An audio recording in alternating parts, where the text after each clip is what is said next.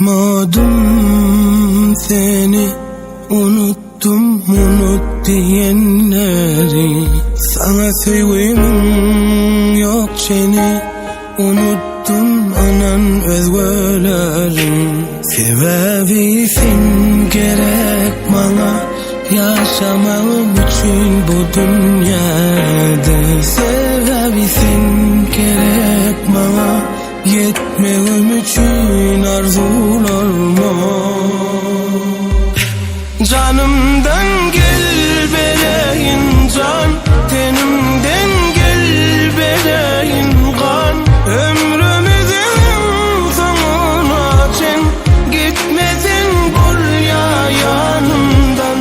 Canımdan gel bereyin can, tenimden gel bereyin kan. Ömrümüzün sonuna çen, gitmesin buraya yanımdan. Ak baktımız dünyada olsun, bağışların her demimi.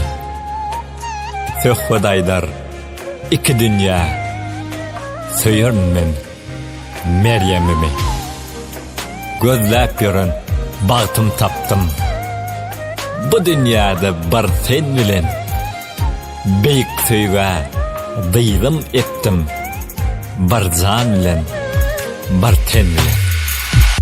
Bir can bilen, bir ten bilen, duşurdy durmuş ýoly ellimsiň elin bilen.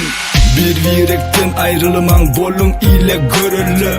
Şu seneden başlanýa durmuş atly yürülgü.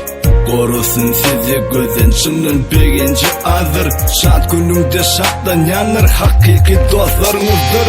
Kendiler yakinden daştan yazdık aydımı bağışlap. Söz Meryem adını altın harpların ağışlap. Sürün bile bakı döran alın baktı lakamı.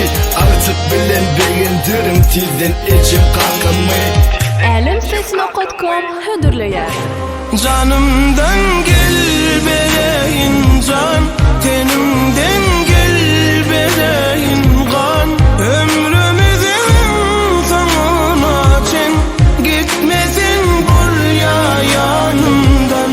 Canımdan gel bereyin can, tenimden gel bereyin kan. Ömrümüzün sonuna çen, gitmesin